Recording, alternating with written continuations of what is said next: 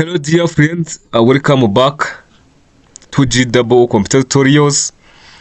And now we are going to proceed our lesson, which is array in C++. So we are going to start with definition of array by this picture that you are looking on your screen, right? So as you see, we have a net bag that holds basketballs, right? So as you see, we have same type of balls, which are basketballs, and we have one bag that holds those balls, right? So this picture is very important to understand how array works in the C++ program and also in other languages, right? So let us jump on definition, but we need to refer to this a picture, right?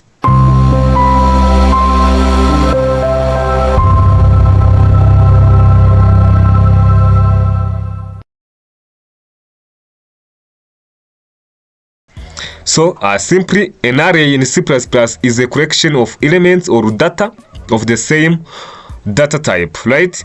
So it allows you to store multiple values under the single variable name, making it easy to manage and manipulate related data. So by this picture, you see this bag, this one is a collection of basketballs, right? So the same as our definition is a collection of data with same data type. You can call it this array with name called this bag and type, which is basketballs, as you see, because we have a collection of balls which are basket and the same data type. Here you can say that type here is basketballs and are collected by these bags, right? So this is our really definition. It's a collection of elements or data of the same data type. It allows you to store multiple values, as you have seen, under single variable, right? Under single variable name. As you have seen, we have balls with basketball name because each ball there is for a basket, right? So it's making it easy to manage and manipulate related data, of course, right? So in order to understand it well, let us see the some characteristics of an array in C++. So key features or characteristics of an array in C++, first one is the fixed size, to mean defined at the time of its declaration and cannot be changed during runtime. I will see how to make a declaration of array in C++. Maybe will be the next lesson. So to mean the size of array is defined at the time of declaration, to mean you can't change the size during runtime, right? So the second feature is index access. Each element in the array can be accessed using an index starting from 0 for the first element. So any operation you can do for array, you need to use index so that you can select an element you want in the collection of different elements. So the last one is homogeneous data, to mean the same data. As we have seen in the definition, all elements in the array must be the same data type. For example, you can use int, fruit, or char. But where once we use int, to mean all the data we are going to store will be integers. And also when we use the fruit, to mean we are going to deal with fruit data. And for character also the same case. So this is what we need to know in this lesson.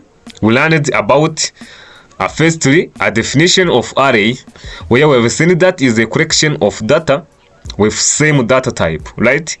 And we understand it by using this picture that shows us a bag that holds the same balls, which are basketballs.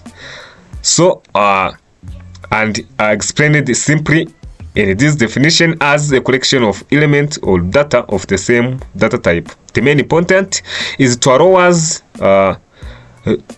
to store multiple values under a single variable name, making it easy to manage and operate related data. To mean, we need to use this array when we are going to deal with related data, right? And these are the main features of array in C++.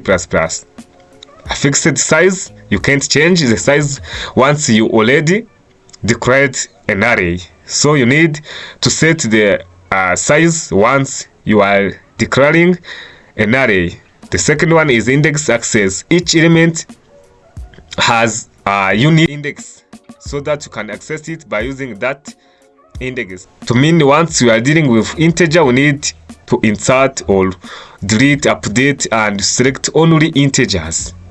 To mean we need to deal with just one type of data. So this is the end of our today's lesson.